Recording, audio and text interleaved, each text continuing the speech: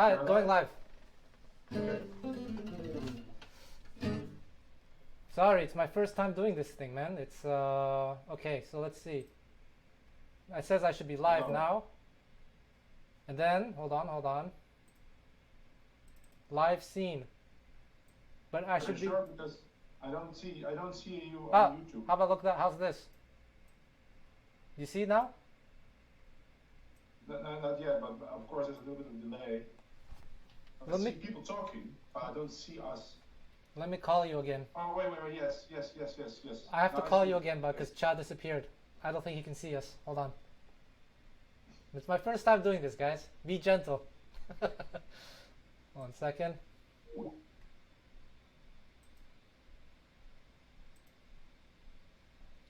Is Tcha coming?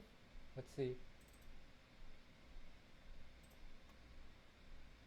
Did I call Tcha? I think I did. Not on this call. Let me call him. Oh man, complicated stuff. Did you hear me? Chris? Jeeves. Chris? Who is this? Hello. Ah, Tcha. How about Christiaan? So, remove from call, no. I don't see why Christiaan is not there. Chris, are you there? Couldn't tell you. No, he's there, but I don't know why I can't hear him. I see you, but I don't see Christiaan. The tech.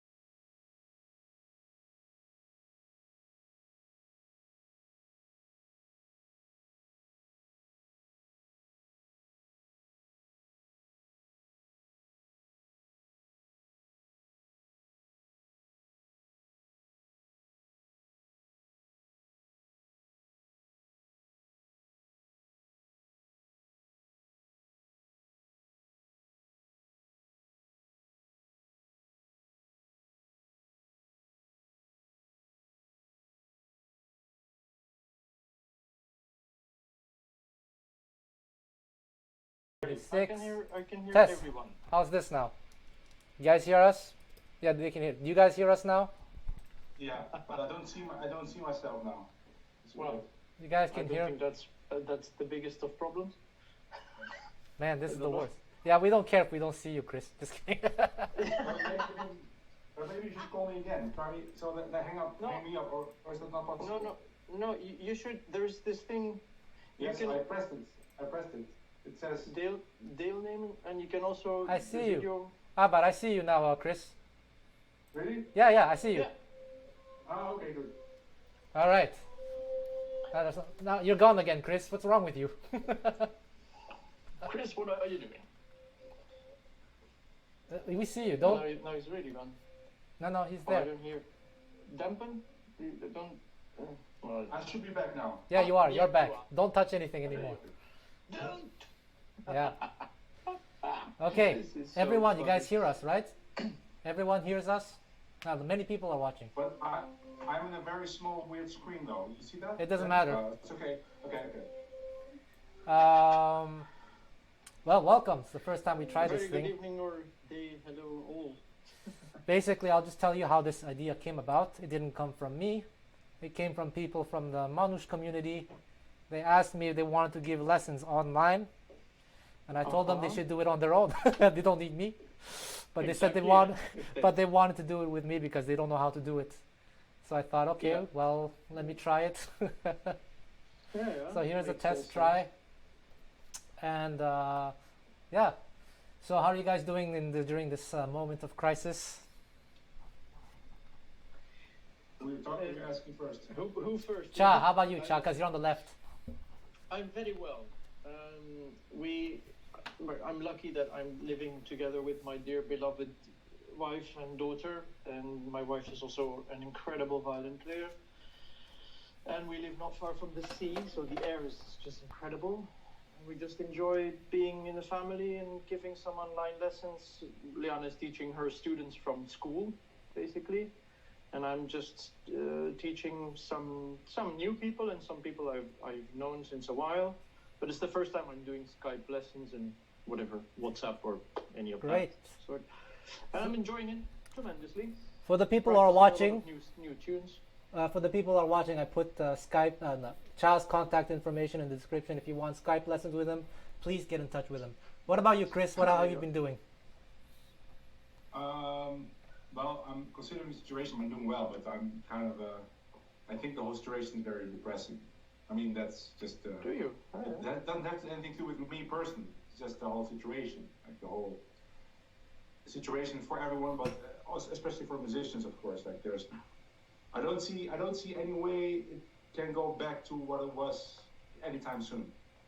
Well, anytime soon, no. Yeah, I think it might take a while before things get back to what we call normal. But Also even like because- let's say there is a let's say, or if there's a vaccine, okay, then it's fine. But before that, let's say we get back to performing. Who's gonna go to a concert with 200 other people? Well, I guess wouldn't- at a certain point, people will hunger for music and for company. They already do anyway. And as soon as it's safe enough, what I'm more afraid of is that at a certain point they're going to say, yeah, you can do these things again. And then people will go, yeah, they will all go out, and then they will get the virus. It will kind of restart the whole thing, and they have to re-quarantine the whole thing. Because they will be too fast in wanting to put everything back to normal. Yeah. That's what I'm That's kind of afraid. All those things are very depressing for me, but it is what it is. Yeah. Let's talk about music. Let's have some interesting questions. Let's start with Tcha. What is gypsy jazz for you?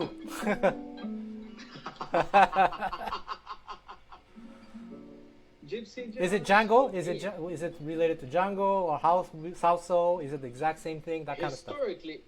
Yes. Historically speaking, it's absolutely related to Django. Django started it all in a way. Only it became something different than what Django was doing, I think, and what Django intended to do. But I know I'm a bit alone in that way of viewing things, maybe. I don't know, actually. Would you say what's different then? Well, you have to see things in the chronologic order. Like Django was started in a time when jazz was hot and in and new, and he was one of the first in Europe to actually start to really play it well, to improvise in an interesting way, and to find his own style, and to become really well known and popular,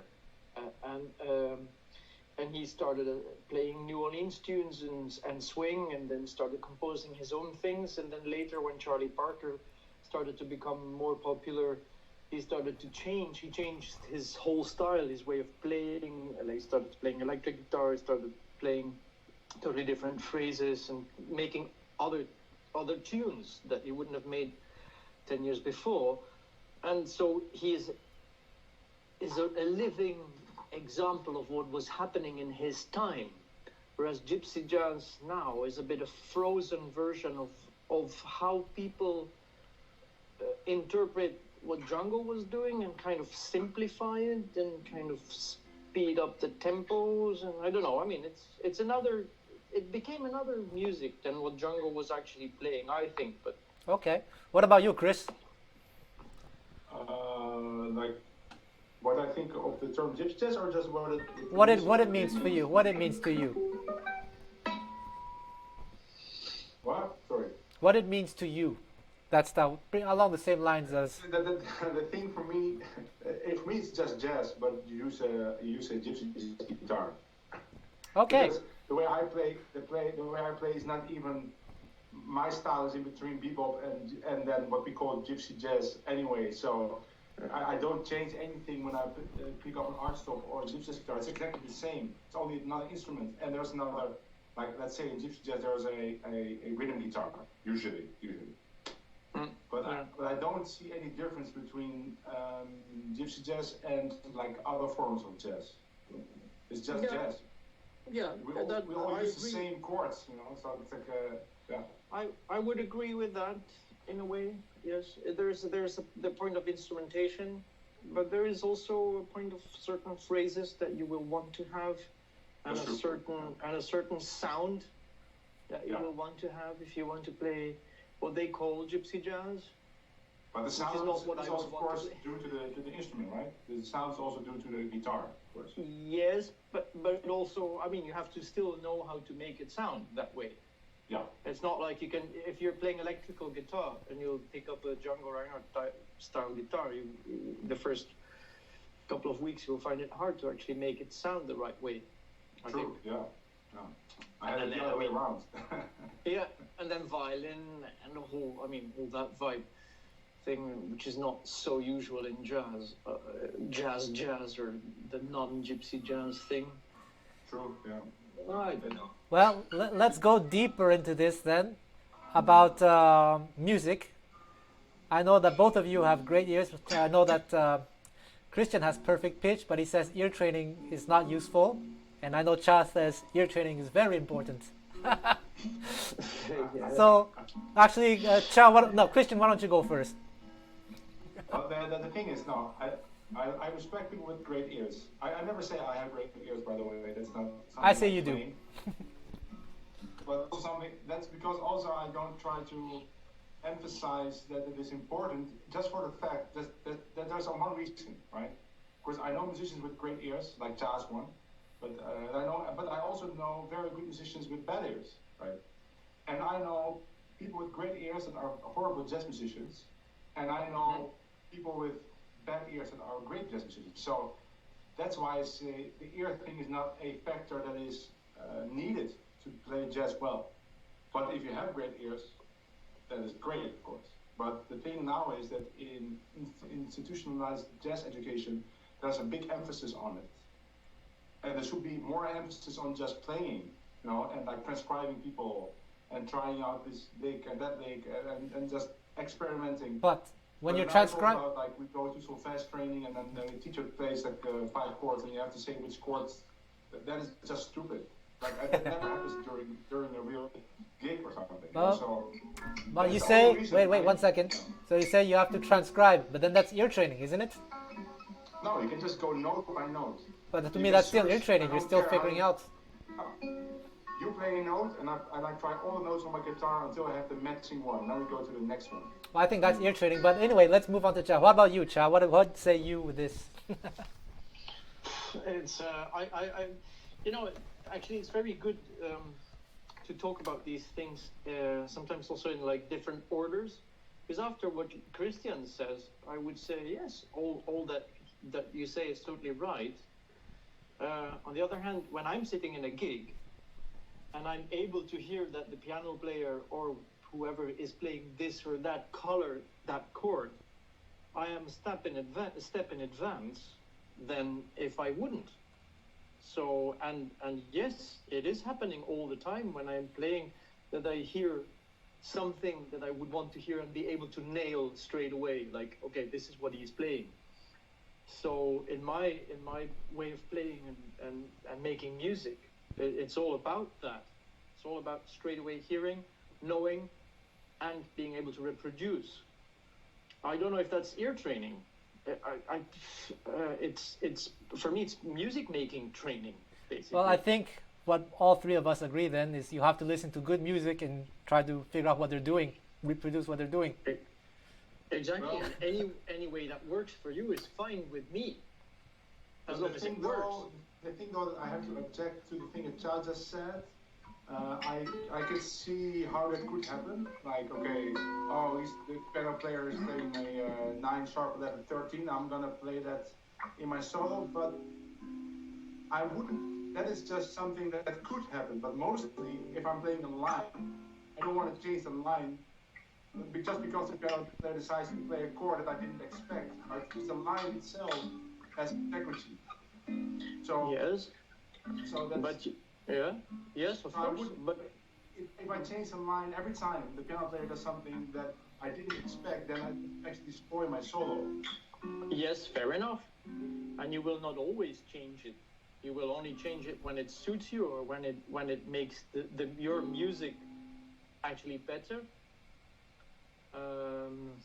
Or But you, you don't I have mean, to change, right? So you don't no, have of to. course not. You don't have to, but it can be very interesting. And for me, it's more an inspirational thing.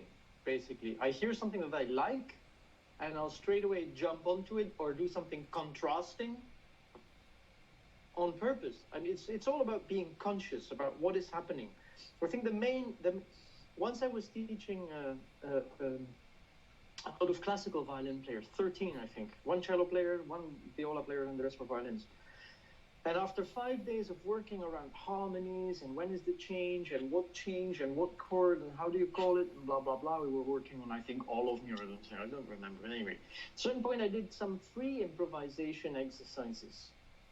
And after 3 hours of having great fun, one of the guys was asking, why are we actually doing this now? What does it help us with? And my idea is that it helps us, or it should help them, because they don't have to think about, is it now G minor 7 or is it major minor, blah blah blah, but they can just play and listen. The main thing that we have to learn, I think, is to be able to listen to what is happening and to make a decision that is related to what is happening. If I'm playing with a musician who is not listening to what I play, I can just as well play. I mean, for me, it's nicer to play on my own then. Because I feel that there's no connection. Even if he's very good, like say there's a rhythm player and he never makes a mistake in the chords and he plays the chords that I like, but he doesn't listen and he doesn't change the dynamic or the speed, or he's not adapting anything to what I'm doing, then it's just boring. There's no contact. But of course, when I talk about ear training, or when I talk about ear training, I'm only talking about harmonies here. I'm not talking about dynamics or. That's for me. It's all related. Fair enough. Because of course, that is very important. There's no dynamics without the right harmonies. I mean, who's interested? I don't know. It's one thing. You have to react to what really happens, or to I don't know. To make decisions, basically, and communicate. It's communication. I still remember a piano player who was kind of criticizing me on my channel. Because I have a lot of videos that says like ear training, don't do it. So it's just clickbait titles, but the message in the videos is always like, you spend more time transcribing, less on like just ear training. But then a piano player was saying you are a bad teacher and you're ruining the ears of young people, something like that. He said the only thing I care about, he says, is ear training because I need to be able to play the right chords behind a soloist, right? And then I went to his first video I could find, and in 30 seconds he was playing a major 7 against the root that was being sung by a vocalist. So I said, hey man, at this place you're playing a major 7 against the root, and he got very mad. But the thing is, I said, I don't mind, but if you claim to me that it is important not to make clashes, and you don't do it yourself, it just means that it's not that important. Well, I don't know. Are you sure? Right? Are you sure that you didn't want to create that clash? I mean, what is? Stop the music at that point. That's my point. I'm gonna interrupt you for a second.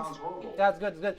I would just say that Tcha's ears are quite incredible. So there are very few people. Well, not very few, but there are not as many people who are as sensitive as you. So I do believe Christiaan when he says that the piano player didn't know about that. But let's just move on. I think we agree that transcribing is important.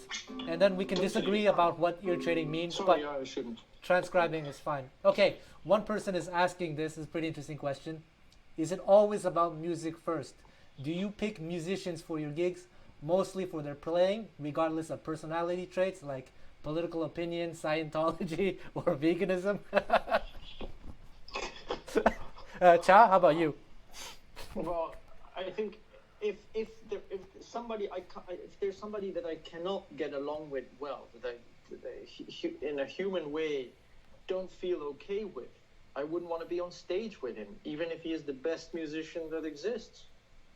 So I think that somehow there's first a bit of that, and then definitely there is the music.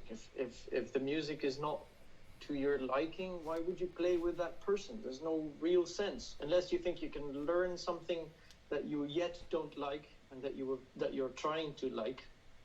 I don't know. It's a complicated question, I think, but it's an interesting one. How about you, Chris? No, I'd like to play with people that I like. Yeah, same here. If I'm hired for a job, and like there are people that I don't get along with, I mean, so be it, right? But if I have a choice, then I play the people that are fun before the concert and after the concert. Yeah, I think I would choose musicians who could do the job adequately and that I get along with over someone who could do a maybe way better job, but I don't get along with. Exactly. Yeah. Sure, totally. That's also my way of doing things. Oh, should my microphone be louder? I Yeah, see people someone want you to asking- be louder. Okay. Usually Dutch people are pretty loud. What's wrong with you, Chris?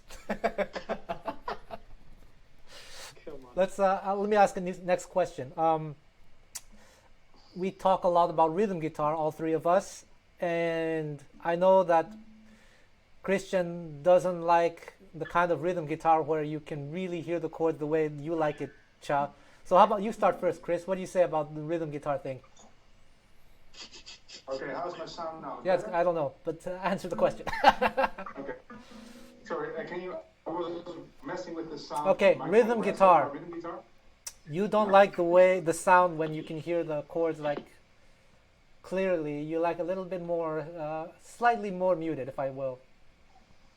I like just like short. Short, yeah. It doesn't matter whatever it is that you do and how you do it. It just has to be short. But that's something I like, and it's not only in gypsy jazz. When you listen to Sinatra recordings, or there's a great recording of the original recording of "Baby It's Cold Outside." It starts with strings and only guitar, right? Only strings and guitar. There's no drums. And the thing is, what makes it swing is that the rhythm guitar is playing short, right? So, and then people like Herb Ellis came and they started playing longer chords, which can still sound very nice, but I just like it less. So that's why I prefer short. It doesn't matter if it's a ballad or that doesn't mean you have to play short all the time. You can play longer, like to create some color, but like the defaults will be short. That's just my opinion. Can I ask a question? Someone is asking, can you play an example, Chris? Yeah, but I just started this series on YouTube called Christiaan's Rhythm Workout, and I do it all the time. So check it out. But, Go on YouTube, guys, and check it out. But how about an example? What you like? Just to be like this.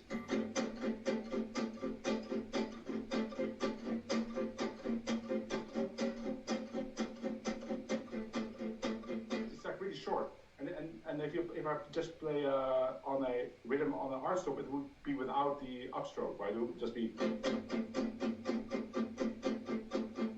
Like that, like a big band. So, and even I just made this video with the Sinatra song, right, with all the strings, and I was playing rhythm guitar like this, and it's a ballad. It's like this. It's really short, but it's almost you don't really hear it, but it's something. It's like a motor, and if you start playing long, then it's very too present for me. Okay. How about you, Tcha? What do you say about rhythm guitar? I think there's millions of ways of playing good rhythm guitar, and that for me it's more what kind of tune are you playing and who are you playing with, and you want to make sure that it fits the situation. So the type of tune, is it a modern tune, is it an old tune? How is the bass player playing? Yes. And also all that. So there's a lot of things that are connected. there's all kinds of colors that you can reach. Also in the, not only in the, so there's the left hand, the length of the notes, there's the stroke. Right? You have like, you could also do, well, not even speaking about the upstroke, but just the way you hit the strings. If it has this kind of thing, or more, there's the length. There is, I don't know. There's many things. It's one of my favorite subjects. Me too. I love it. And there is one type of rhythm that I cannot play to. There's like people that I really don't feel at ease with. There's people who have this thing where the second and the fourth beat are a bit early. I can't even really do it. It's something like, I can't really do it. There's people who really are good at it, and it just makes me feel like the thing is continuously going to fall over. Like there's You mean the 2 and 4 are a little bit faster? Yeah, the 2 and the 4 are kind of too early. But that's very typical among Manouche. Yeah, I know, and I find it very difficult to play on. You know, I would definitely make people work. For example, there's a Louis Armstrong recording of St. Louis Blues on the W.C. Handy album, and it's swinging like hell for 10 minutes, and the tempo is not budging an inch, and it's very straight. And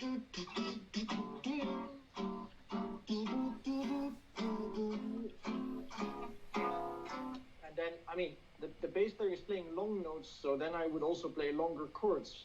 If the bass player is playing shorter notes, I would play shorter chords. All these kind of things. There's Stan Getz and Oscar Peterson. They have this fantastic album that starts with I Want to Be Happy. That's so groovy. And there's this arched up, who is it, on guitar. It's fantastic. Or is it short though? I should listen actually. I don't think it's that short. It changes. That's what I think is very important. That rhythm should never be something that is always exactly the same. It's just boring. But I see it like the bass drum of a like 4 to the floor of a drummer. That should actually be more or less the same all the time, because otherwise it's gonna disturb. Yeah, I think it depends on what is happening. If things are cooking behind, and you're just doing the same thing as when things are quiet, then there's something wrong again. You know. No, but that's dynamics. I'm not talking about dynamics. Dynamics, of course, are important, right? Well, there you are. So it should change. I think I was talking more about the length. But long can be nice still. But I said it can be nice as a color, but the default should be short for me. It depends. Like Topsy, for example, is something that I would rather have a bit longer. You know, when you listen to Django playing Chicago, that's so nice and short.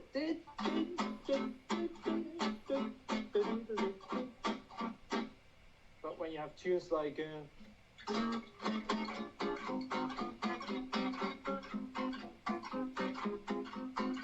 Topsy, I like it a bit longer, and it has a bit more like for that type of tune, to me it's a bit too short. The way I see it, everyone has different opinions, and having worked with so many different artists, I know that they all want something different. So what would you say? Then you just have to find what you like and go for it and live with the consequences. Exactly. Yeah. Which comes down to the same thing as what kind of musician will you choose? You have to choose a musician that you feel comfortable with. Yeah. Which means who likes the same things like you do, and you do. I remember, I don't remember which context, I had to accompany Angelo Debar one time, and he likes it to push, and then a week later I had to accompany Tcha, and it was a very different requirement. I think with Angelo Debar it was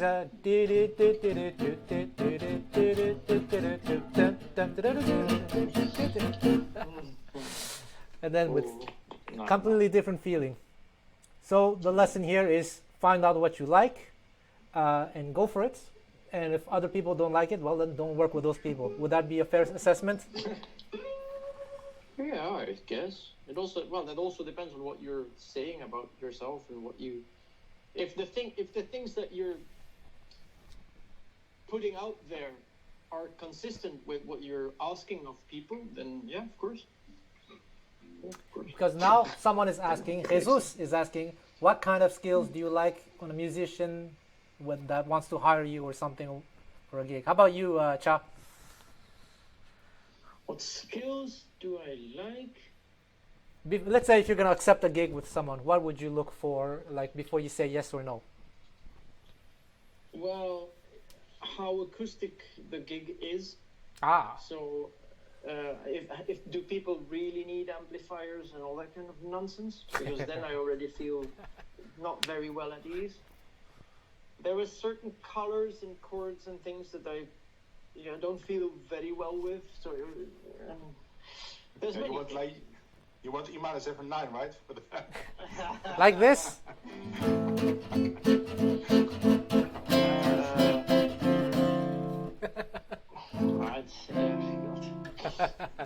Well, I like this chord. Huh?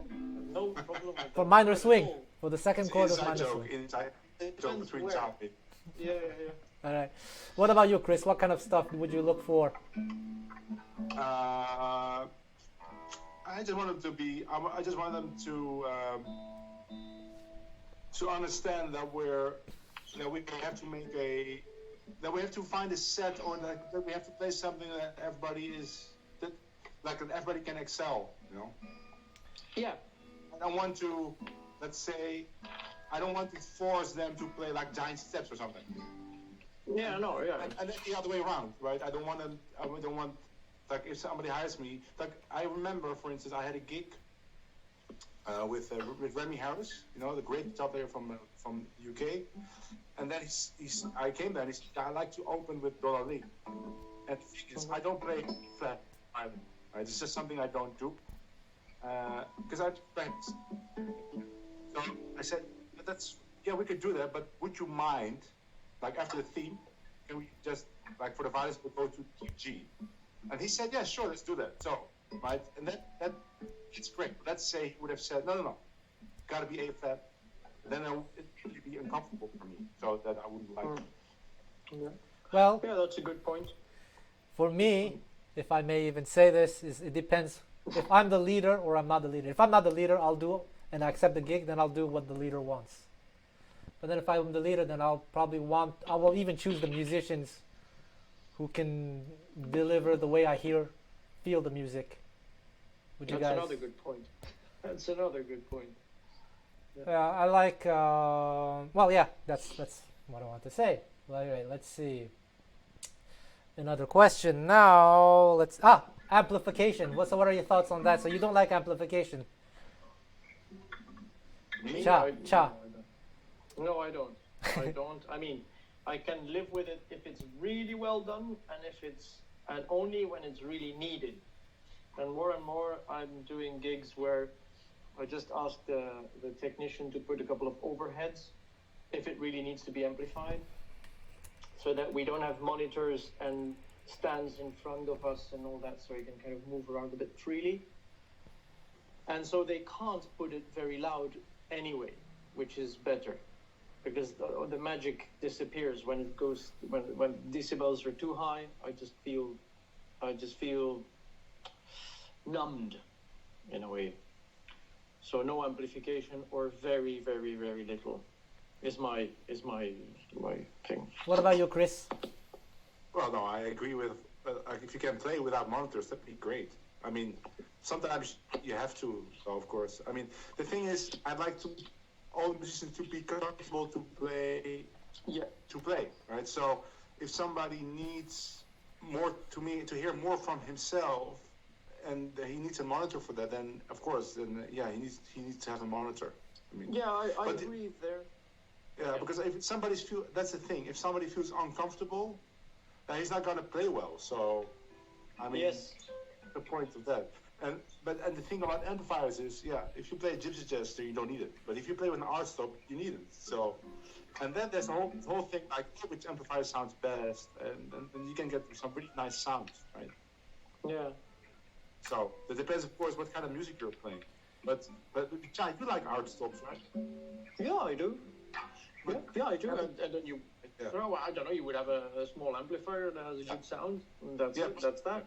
Yeah. And then treat it as a kind of acoustic instrument, which is louder, so you'd rather have a saxophone player or a trumpet than a violin, or, you know, I mean, but, yeah, of course. Well, I guess if what it comes down to, that you should develop your own technique from your hands first before thinking about amplification. Is that something you would agree with? To be able to control the nuances of dynamics from the fingers. Of course. Yeah. Okay, so a few questions. So let me just start with the first one. Someone asked, can you talk about arranging a tune so that it doesn't sound like a jamming? You want to start, Tcha? Sorry, what was the question? How can you guys talk about arranging a song so it doesn't sound like jamming? With whom? If it's with a band that you're playing, that you often play with, that can be an easy thing to do, because you can, for example, there's a couple of friends, Dave Kelby and Sebastian Gerard, or kind of fantastic rhythm section that I really like to play with, and they have these little codes like Charleston, or they have 2 and 4, 1, 3, 4, 1, 2, 3, 4, or they go 1, 3, 4. I don't know. I mean, they have codes that they can easily. There's the 2 to the 5 to the this to the that. Okay, there's this tune. So what you want to know the tune, of course, very well. First of all, if you want to make the arrangement, you cannot make an arrangement of a tune that you've just learned. Well, you can try, but it will take a lot of time. But you know the tune very well. You have your idea. You're going to make this and that and that. You communicate it to the musicians, and the better musicians they are, the more intelligent people. They understand your communications, the easier it will be to actually make a quick arrangement. And otherwise, you just need a lot of time to make it really nice and work well, and you have to rehearse, which is also a very nice and noble thing to do. What about you, Chris? No, that's funny that Tcha says about the codes, because actually in the US scene that I jammed with, those rhythm sections, they use that all the time. Right, they have, like what Tcha says, Charleston, but they also have like 5s, so then they would put the pedal on the 5, you know? Yeah. And it can sound very much arranged. Like the guy in Seattle, like Victor Horkey, he's really good at that. So the first time I did some work with him, I was very surprised that he could make all the songs sound kind of arranged. That's a way. The other way is, of course, to play an intro. And the third way is to discuss before how you're going to end the song. Because if you don't discuss, it's going to end the same way.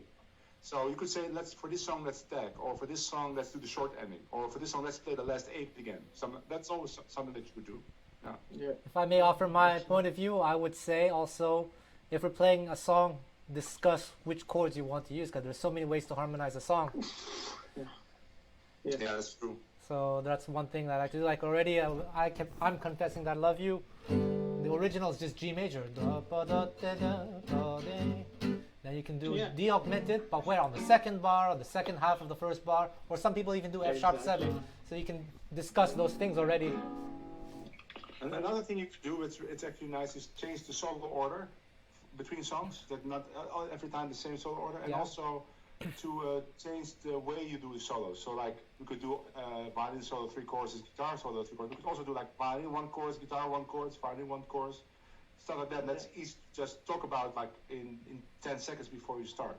So. And or even whilst you're playing, you can also decide, I'm not going to take a whole solo. I'm just going to take the 2 A's, pass on to the B and the A somebody else. Or you could straight away play 4 4s. Yeah. Why do we always have to play whole choruses and another chorus and another chorus? Why not straight away 4/4 with a 4/4 with a double bass? I mean, there's always ways to be kind of surprising to your colleagues and to the public, and it's important because it keeps the fun up. Some people don't play the melody at the end either. They just build up their solos and start soloing together and end in a bang. That's what I prefer. Sometimes I what just I- skip the whole song. You know, it's like that's not it. Yeah. Okay, let's move on. Okay. One person is asking about rhythm in this time of COVID. What kind of routine would you give for someone who wants to work rhythm alone? I think that's difficult. No, it's easy. I mean- I just started this series. Christiaan's rhythm workout, and I upload a backing track with a bass in 2, only in 2 for 12 courses. So that means that you have to play four chords per bar, and you have to be steady, because otherwise you will not be together with the bass. So that's a good way. Exactly. That's certainly a good way. I would also suggest something that I often suggest.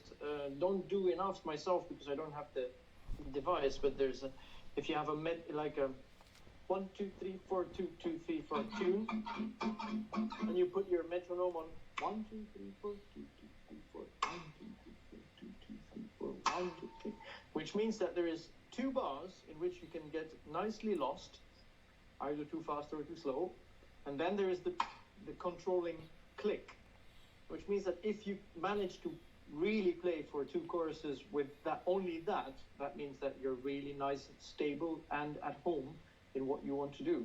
I think it's a very good exercise. I What do wasn't you mean you sure. don't have the device? What do you mean you don't Metronome, have a metronome? metronome. No, I don't have a metronome.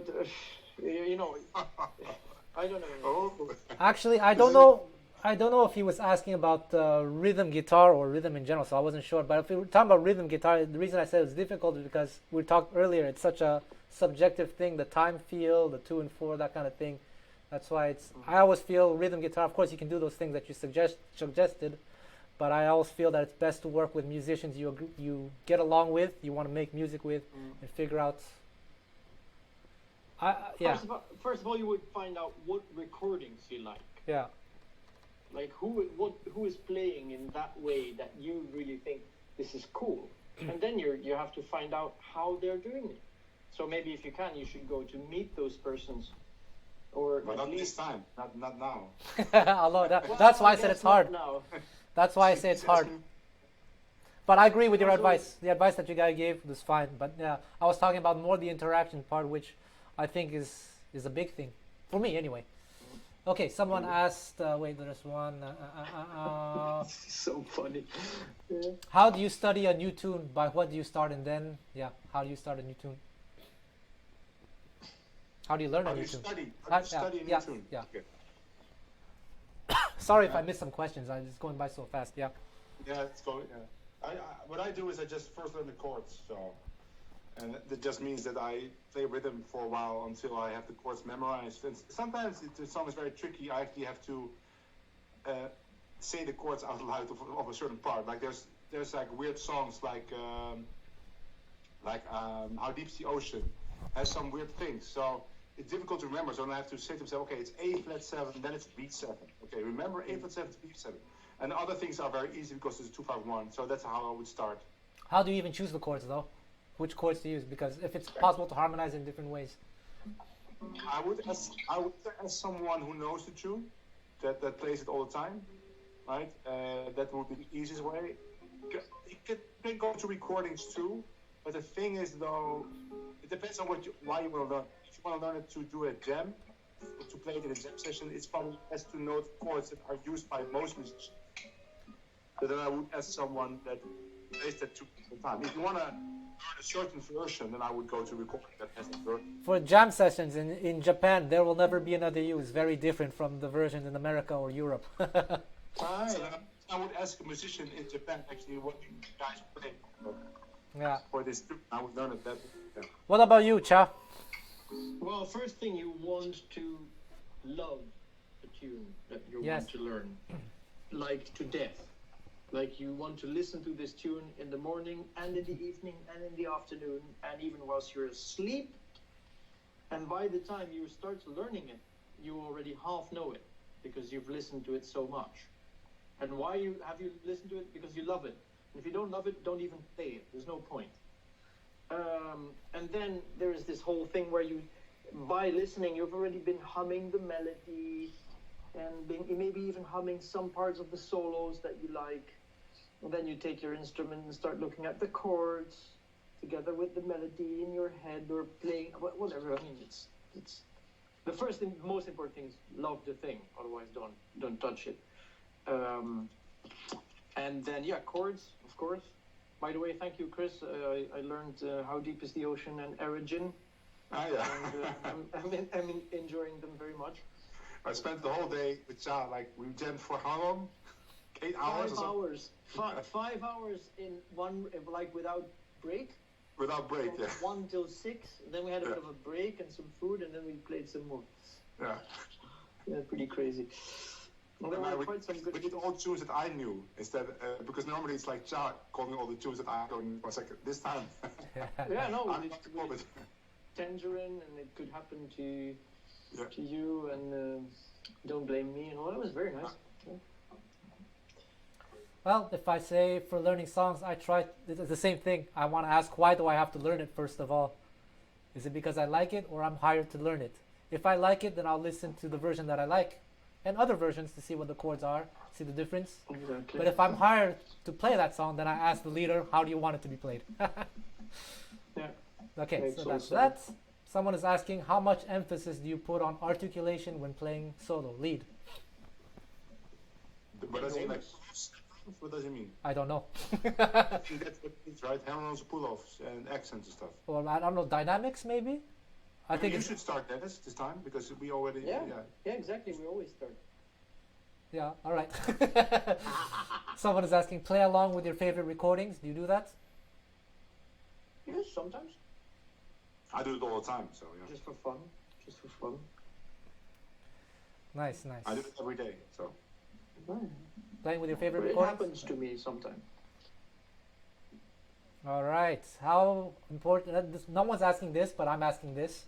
How important is it to know the melody of the tune? And to what extent? It is essential. But okay, let me ask you a question. Is it essential? But how much of the melody should you play? Because if you listen to a lot of jazz recordings, they don't always play 100%, sometimes 50%, sometimes only 30%. Like Them Their Eyes, the Django version, first of all, they play their own chords that have nothing to do with real chords. Exactly. And they only play da da da da da da, that's it. So, what do you say to that? It's still nice music.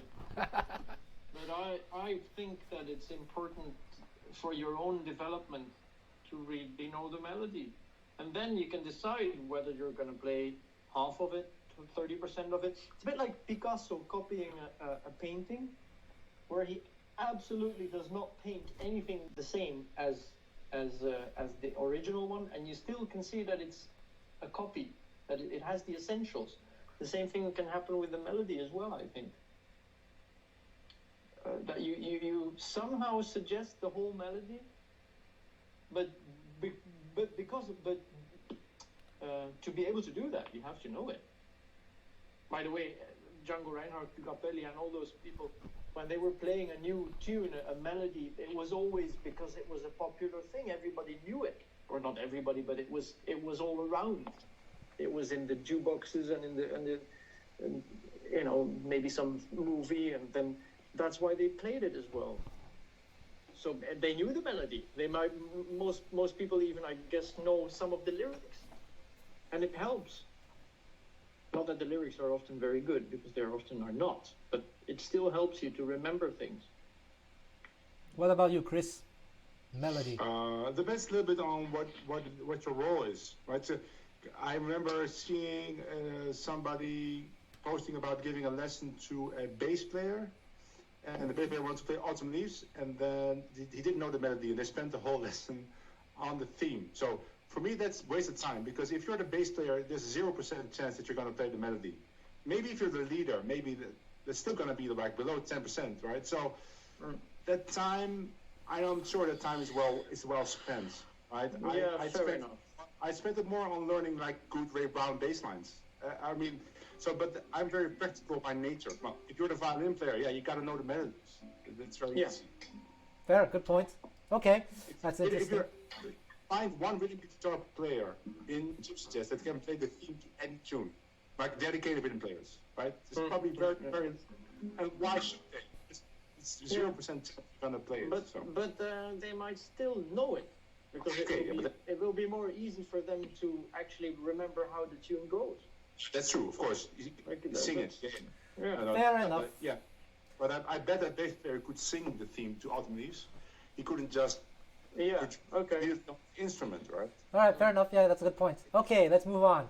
What mistakes or bad habits make you avoid playing with another player? What? So What? let's What mistakes or bad habits make you avoid playing with somebody? with another player. Yeah, I guess that's the question. I think that's what he means. Oof. Yeah. I'm not sure that's one that I so straight away want to answer. There's Well, a couple of I things. can answer in a way that's more positive. I like to work with players that are willing to practice and Yes. get things right. I know it's easy. Someone is not interested in it. Yeah. But there's people that have been musicians for so long, or some are like they're jaded, so they don't really enjoy actually playing anymore. It's just like it's a job. And it happens a lot in orchestras, actually, in symphony orchestras. And I've had experiences playing with symphony players in projects that were organized by me, and then I saw that they treated that the same way they would treat like playing in the symphony, though. And I required a little bit more enthusiasm, so I don't like playing with people that are not enthusiastic about playing. Yeah. Fair enough. I think this The other is stuff we can sort, like skipping, going to the beat too early. That's very annoying. But, Yeah. I mean, Slowing down, speeding up, not following dynamics. Well, that's what I we can say. talk about- It's fun to work with people who are willing to work to correct issues if there are any issues. If you're the band leader, Exactly. especially. So I love working with my buddies back home in Canada. I chose them because we enjoy practicing and getting this stuff right. That's it. Fair enough. Yeah. Okay. Man, so many people are asking questions. Jeez. Someone's asking, how do you feel about fast tempos? Fast tempos. What do you feel about that? What is the question? What do you feel about fast tempos? Yeah. What is the question? I don't know. Well, okay, let me flesh it out. Is there an approach? For example, Louis Armstrong, he plays often at half the tempo over the fast. Is this something that you like to do, or is there a strategy? Yeah, I think it's a good start.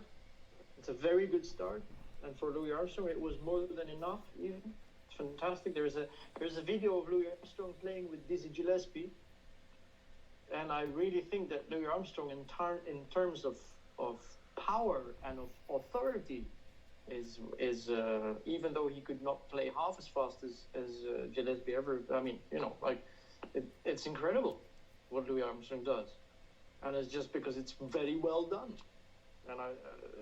And I think if you want to play a fast tempo, it's good to start off in that way and then build. If you're playing straight away, then after two choruses you've said it all, and then, well, okay, it's fine. But if you build it up, it's more interesting for yourself and for the listener. Tell the story. What about And you, also Chris? there is Yeah. Sorry. Yes. There are tunes that are made to be fast tempos, and other tunes that I prefer way slower than often played, because somehow well, yeah. Fair enough. What about you, Chris? I still remember this gig with Tcha, and he said, Oh yeah. and he said before, like, guys, not too fast, and he meant to count off the fastest. What's the song called? Limehouse Blues. Yeah, Fastest Blues. Limehouse Blues I've ever heard. Yes. My whole life. That was in Wales. But how do I feel about fast playing? Well, there's something you got to work on, and Exactly. my goal is to not. You're always kind of be inhibited a little bit. I cannot play the exact same things that I can play during medium tempo, but I try to work on being able to play most of it during fast tempos, so that I have a choice, right? But that takes a lot of time. It's very difficult because everything gets more difficult when it's fast. That's the works. Yeah. Often play things that are just a little bit too high, above my reach. which is fun to do because it contains a risk. Maybe I'll succeed, and then it's nice. But then if you don't, you ruin the music around it, and that's a pity. So that's something that one thing I'd like to add is like to be able to play fast though, you gotta practice fast as well, right? Of course, you gotta practice everything slowly first, but it's kind of a myth that the fast playing will come by itself. That is not true. You have to practice fast again, and then go fast again. You can never only practice in one way. No, and that's a very important one. Every tempo is different. Actually, I would even say that the word fast is relative. Some people, for some people, 200 BPM is already very fast. Yes, exactly. What is fast for you then? Tcha, what is on the metronome? Do you know that? I don't have a metronome. I don't know. Okay. But I was playing Origin a couple of days ago with some backing track for one of the first times in my life, and that was a fast one. And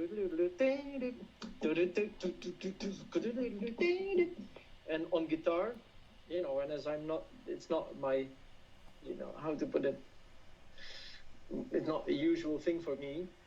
Okay. After 2 or 3 choruses, I'm out physically. Did you use my backing track?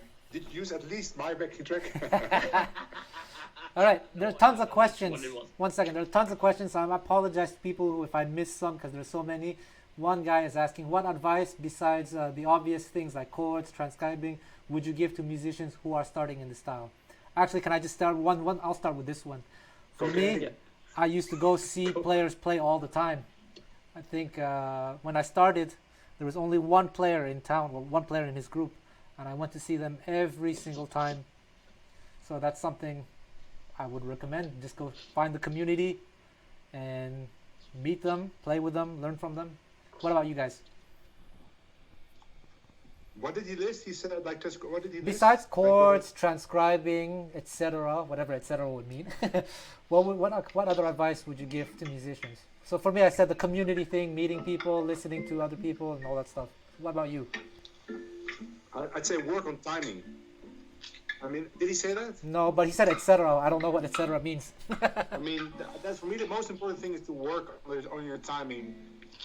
However you do it, I do it with the metronome, but okay. And then work on being able to build a solo. Like, how do you start it, and then how do you get to some? Like, can you vary it? Can you play some chords? Can you play some octaves, or do you play some rests? And then how do you end it?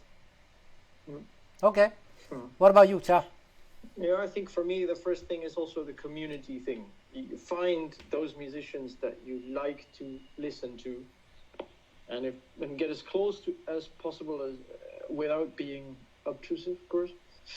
But I mean, find musicians and good recordings, and listen from the morning till the evening, and try and play, and just continue. Also, the building will not be easy, and you just have to keep at it.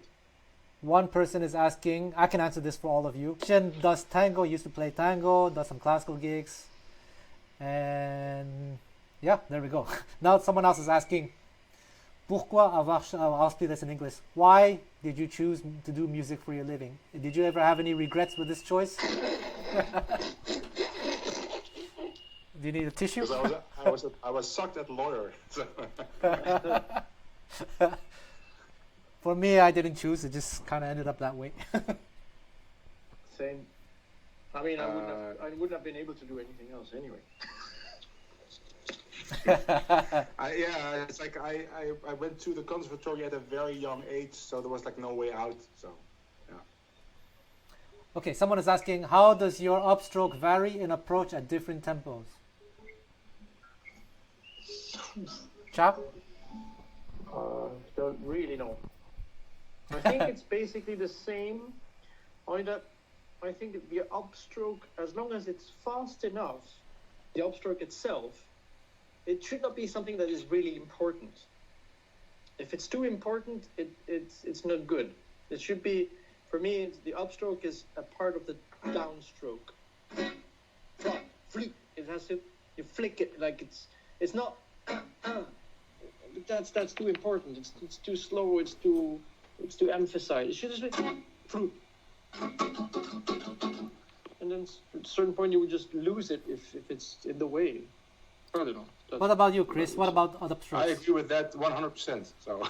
Okay, cool. But actually, I would say like don't focus on the upstroke at all in the beginning. I would even say there are many ways of doing the upstroke, but that's another topic. Forget about that. Of course.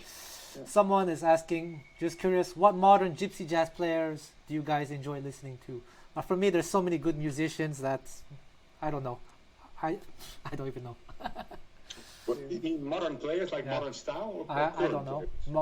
Maybe I think that's what you current mean. players. Ja, I like Ja.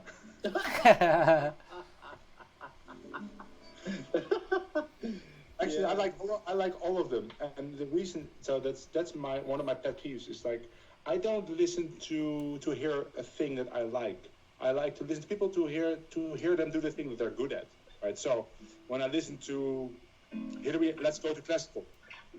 When I listen to Hilary Hahn, I'm listening to her for perfect violin playing, like no mistake, and everything nice.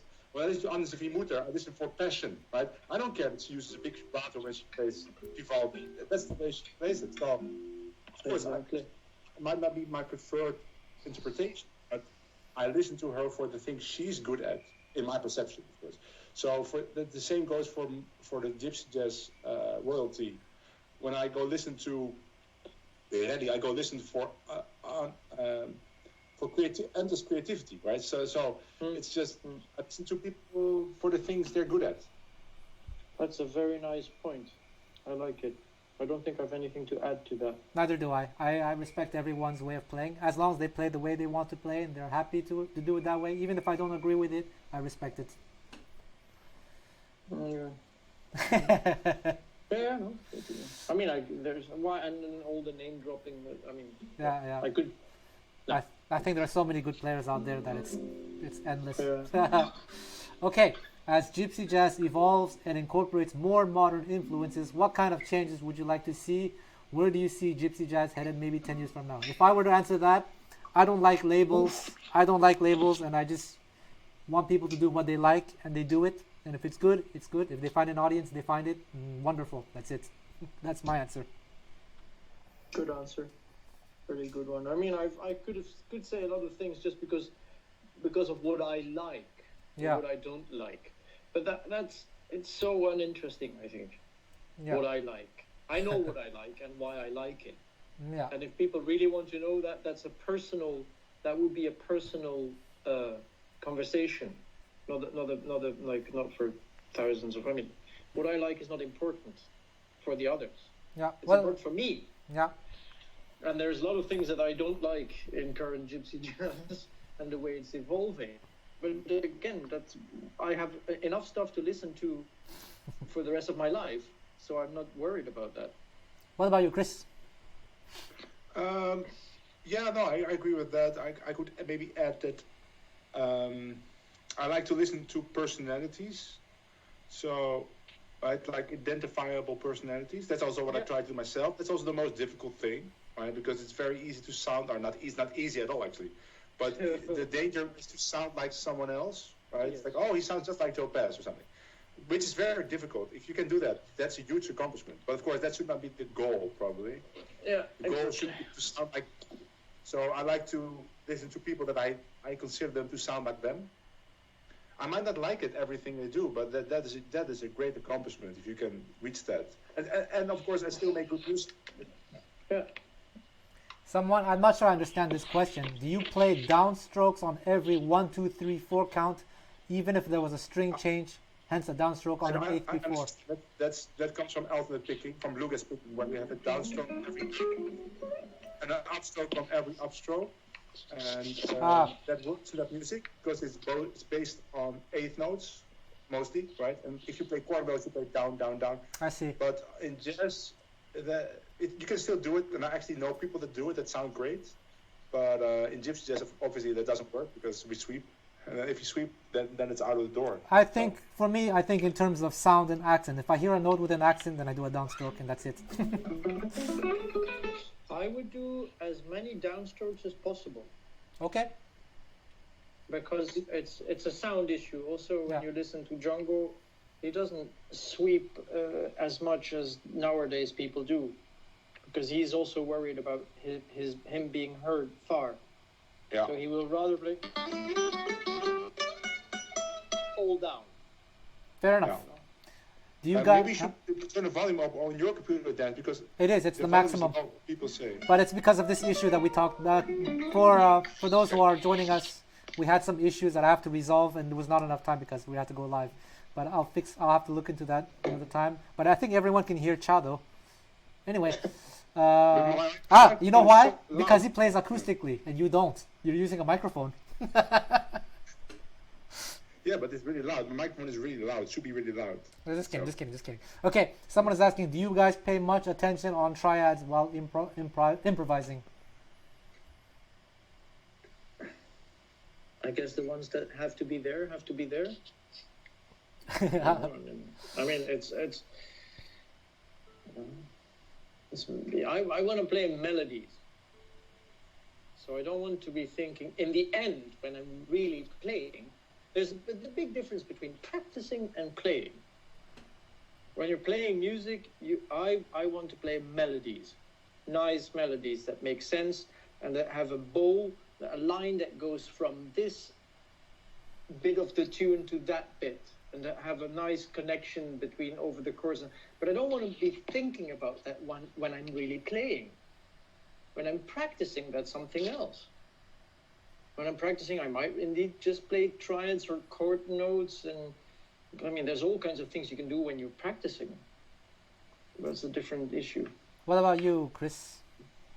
Well, the first thing I want to say is that one thing I really like about Tcha's violin playing is that he practiced all those triads in 3 octaves, and he can pull them off, right? So I don't know any other violin player that does that. Only Tcha does that. It's very difficult to do. So you do pay attention to triads. I think it's a bit because I'm a guitar player as well. You know, when you listen to Django, he will also play some triads at certain points, and I just kind of translate these things to violin.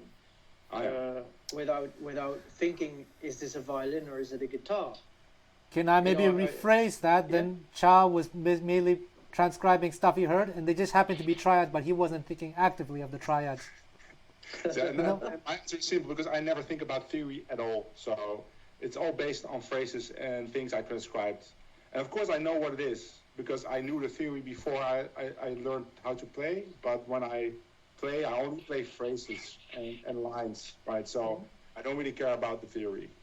Yeah, well, yeah, but same here. But sometimes I will have this moment, I could do a flat 5 thing, and then you do it. Yeah.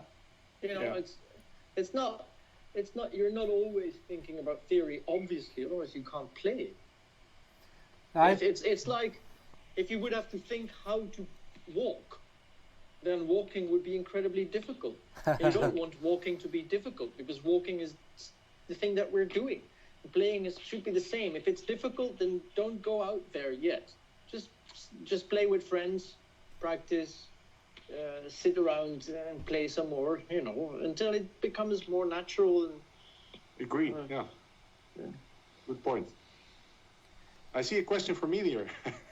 When you transcribe a tune, do you play it on the instrument or do you write it down immediately? I write it down immediately, but I'm cheating because I have perfect pitch, so I don't need my instrument to write it down. I don't have perfect pitch, but I do that too. I use the relative pitch. But for you had to train it, and I didn't. Yeah. I just sit down and I write it down. So it's, yeah. Someone is asking your top 3 favorite records. I don't know. How many recordings did the Bible made? Top 3 favorite records.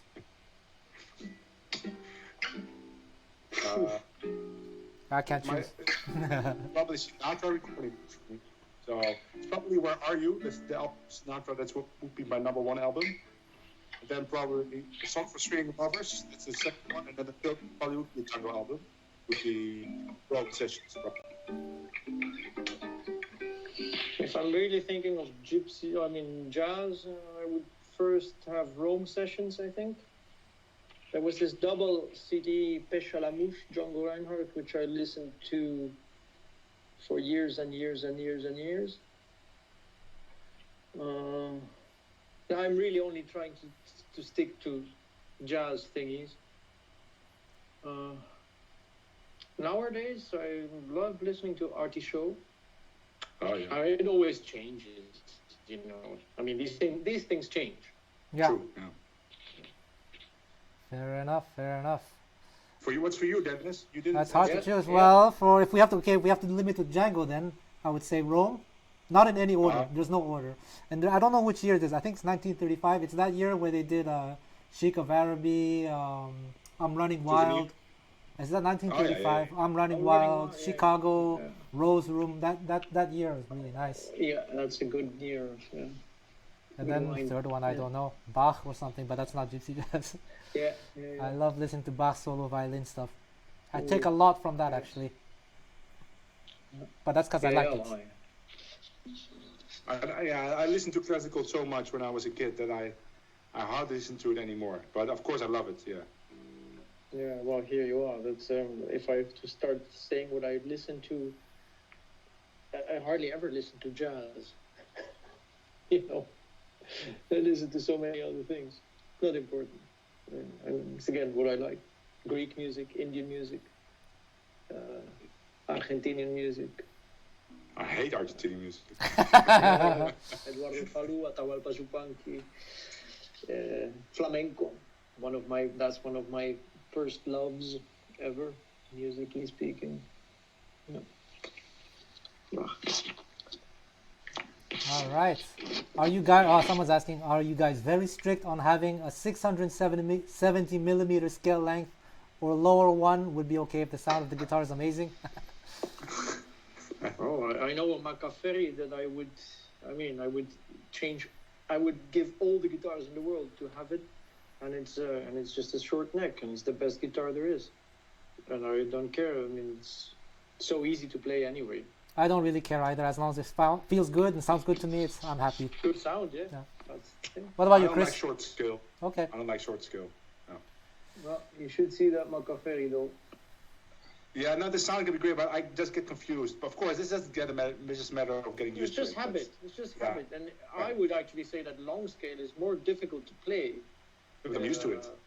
Yeah, you're used to it, but if you just if when I have a short scale guitar, there's all kinds of chords that I can suddenly very easily play, Oh, yeah. and not have to think, Yeah. you know, and not have to stretch this and almost miss it, you know. And Yeah. I don't have these problems when I have a short scale. I miss much less. No, hard to say. Okay. Yeah, I understand. Yeah. All right. Someone is asking, what were your most important formative musical experiences? Well, if I could just say for myself, it's meeting all the musicians that I've befriended. That was a very big impact on my life. How about you guys? Chris? Probably a couple of good teachers I had for classical, and yeah, and probably meeting Stochlo. But like when it comes to like learning jazz or gypsy jazz, is probably meeting Stochlo for me. For people who don't know, Chris has not been playing guitar for very long, actually. You started quite late, I think, early 30s or late 20s, and with Stochlo, right? Yeah, 32. Yeah. 32 with Stochlo. So, With Stochlo, yeah. what about you, Tcha? So it's meeting people too. Yeah. Yeah, meeting people. I would say the three most important names are Dick van der Harst, who is a Dutch multi-instrumentalist composer, who introduced me to so many different things. Koen de Koter and Herman Schamp. Those three names are, for me, incredibly important. And to that, there is Wazo Grunholz and Fappi. And I think meeting and playing with these people, what else would you want? That's already a school in itself. Someone is asking, hi, do you have advice for playing in jams for people who know their level isn't very good but want to join in, particularly violin? Try to play along as much as possible or focus on a song you know? Well, if I can answer that first, I would suggest you find Yes. people who are welcoming and find nice people. I think many people in this style of music are quite nice, so hopefully you get to meet people like that, and then you grow with them. And of course, you do your homework at home, so you can get better every month, little by little. What about you? Yeah, if you know your level is not high, don't play too much. Fair enough. It is anyway going to kind of disturb a little bit. That's just how it is. But it's not a problem if it's a jam, and you have your right to express what you can express. But don't start playing 7 choruses. Yeah, I like one chorus jam sessions when there are too many players. One chorus or 2 choruses max. Well, 1, 2 maximum, Yeah. and don't play maybe on all the songs. Just But- play on one song, sit back, listen. But I would Hear a song even that you like. yeah. Oh, yeah. I would even say that for high level players. If like there's 5 guitar players and everyone's taking 7 choruses, I'm bored. I leave. I'm gone. Yeah, I'm sorry, guys. What about you, Chris? No, for me, it's like I feel like this question has a sub thing going on. Like, I think the most important part is, should I play songs that I don't know? Just play along. But for me, but that's a pet peeve of mine, and I know it's of Charles too, and I actually know it's of Dennis too. Like, I cannot stand people that play solos that don't know the chords of the tune, so they just guess, and then there's lots of notes that actually are not really great to play. I would prefer then either get a chart for the tune, so you know the chords, you can read along, or just don't play. And then focus on tunes that you know the chords of. Because if you start like guessing, then probably, I mean, I wouldn't be able to sound any good doing that. So, and I have a lot of experience playing jazz solos on violin, so I can't imagine someone else being good at that if your level is low, especially. So, There's another very... Oh, sorry. Yeah, go on. No. Another very important one is, I think, is to know the form. Because very often what happens in jams with people that have low level is that they don't notice that they're actually restarting a new chorus. They don't know. The one thing you really have to know is, this is where I start, and this is the end. And you have to pass it on to someone. Or just stop, but stop at the right moment. That's just one really, I mean, that's so basic. It cannot be more basic. Well, I think. if I can say, I think it's okay to be at any level, low level. There's no problem with that, as long as you know what your level is and you work towards improving. Better, yeah. So yeah, the level doesn't matter. And if I were leading a jam session, I would be very encouraging and help out that person, as long as that person would try to get better every time. Yeah, of course. Yeah, there we go. We can talk a lot about chords and all that stuff, so let's not even go there. And someone asking a very specific question about Balkan, but sorry, I think that gets really specific as well. But this one, how does the lead player communicate to rhythm what he prefers, what he or she prefers while everyone is playing?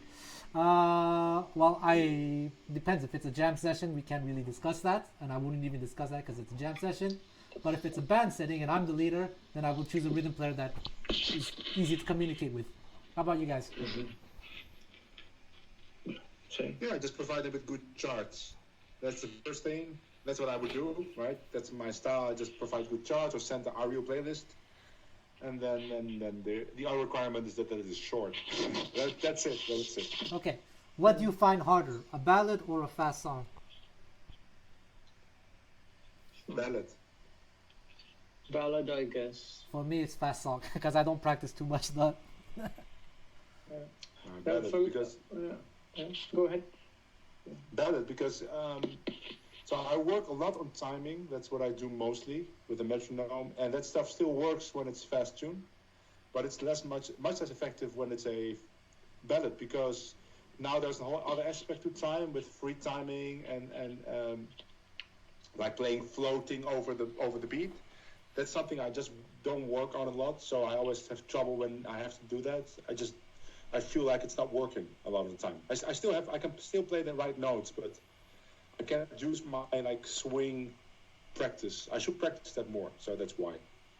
Yeah, for me it's the other way. I love so much ballads that I know I should say ballads is the more difficult thing because that's just how it is. But for me it's easier because that's what I love. That's what I do. That's when I play best. Some ballads. I worked a lot on ballads, so I because I love them. I'm not as good as fast. Depending on what fast means.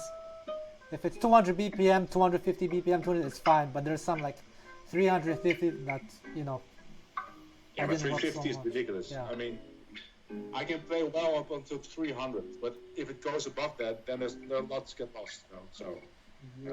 Okay. Well, someone. then also you get to this half-time play. Yeah. And short phrases. Okay, we got 10 minutes left. We're almost done. Okay. During your most intense period of practicing, what was your main focus? Tcha?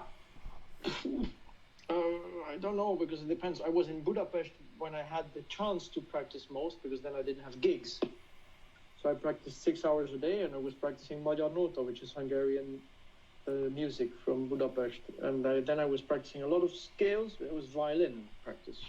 So you're talking about, it's not even jazz, that's just violin. Yeah, but I mean, that's the question, that's the answer. That's That what was your most intense my period of most practicing. intensive practicing period. That was what I was doing. Also Bach violin pieces. What about you, Chris? Oh, yeah, well, stick to guitar, right? Because I first played violin, Yeah. then double bass, bandoneon, piano and stuff. So, like for guitar, I'm still practicing a lot, but it's always technique and timing. In that order.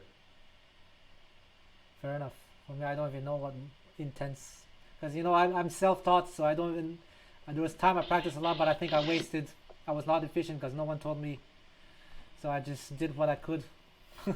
Okay. Favorite gig story?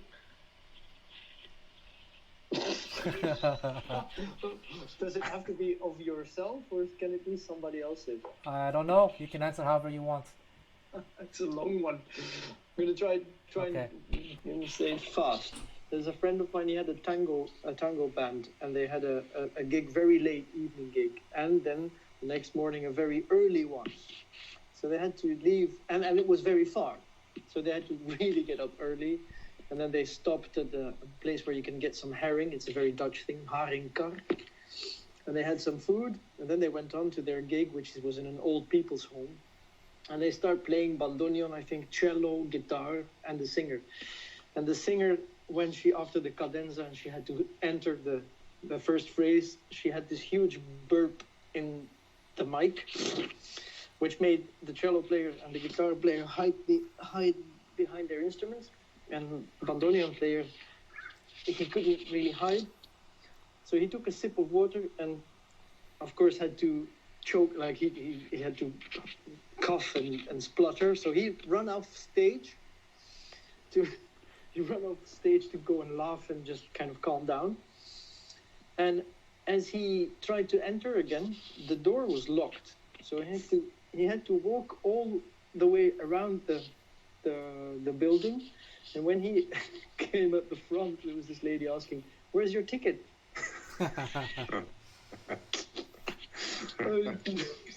Crazy story. What about you, Chris? I have a million, but like one thing that I remember now is like I had a gig at an art gallery, and it was apparently the people that hired us didn't communicate with the people that were actually organizing the thing that there would be a band. So when we came, said, yeah, well maybe you could stand near the entrance, but outside was minus 10 degrees Celsius, so really cold. Yeah? So look, every 2 minutes somebody would come in and we would get such a cold wind that was like unbearable. So minutes I said, listen, or like 15 minutes, like, this is not possible, we can't play here. I said, yeah, but we have no other. Bro, maybe you could play on the stairs, but the stairs were very small. So at the end, the bass player was standing up the stairs, I was standing downstairs, and then there was a guitar in the middle, and there was a piano player standing like halfway between them. And all the amplifiers were downstairs, so there was all the but then the funniest part was that the bathroom was upstairs. Oh no, God. So after 5 minutes, somebody had to go to the bathroom, and we had to stand against the wall for this person. That's, and then we would come back down. Yeah. This reminds me of another one. 4 hours of it. Fabi was hired to play in some very rich people's place in the morning, and there was this lady who says, "Can you come and play at my party tonight?" And so they agreed on the price, and they went to play acoustically in a tent, 200 people, middle of a tent. So in point, there's this lady coming, "Can you turn the volume down, please?" So they played a bit softer, until in the end, they were actually not touching their instruments. So they said, let's play My Blue Heaven, and they went just 1, 2, 3. They were just playing like as if they were playing, not making any sound for 2 hours, and they were very well paid. It's a pretty absurd story. Anyway. I don't have, there are so many stories, some I probably shouldn't share. But if I say favorites, there's the one time I did a wedding gig and the guy gave us like $1,500 tip just because he liked it so much. So that made us very happy. There we go. Okay, last question. What's favorite Bach piece? For me, it's the D minor Chaconne BWV 1004. It's the last movement. Chaconne D minor.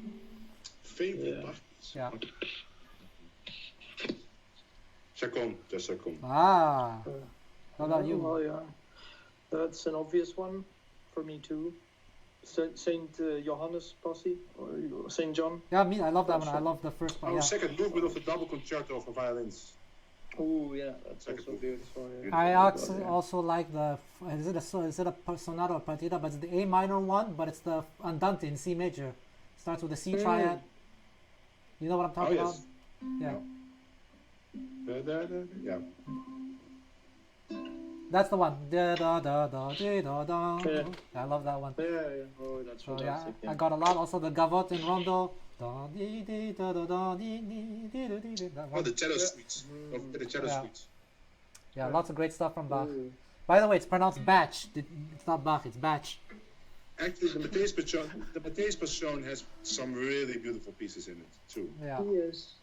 I've always preferred the Saint John. me too. But Well, that's because you don't know anything about music. thank you very much. Okay, guys, thank you so much. If you want lessons with Tcha Limberger, the contact information is in the description. Hit him up for Skype lessons, and I don't know if you do Skype lessons, Chris. Do you? No, not really. But I have a YouTube channel. Yeah, Just go there. everyone knows Yeah. Chris anyway, but I provide the link as well. Thank you so much, and talk to you guys soon. Thank you so much, guys. Be safe and healthy. Yeah, bye-bye. Yes. Cheers. Okay, bye. Bye.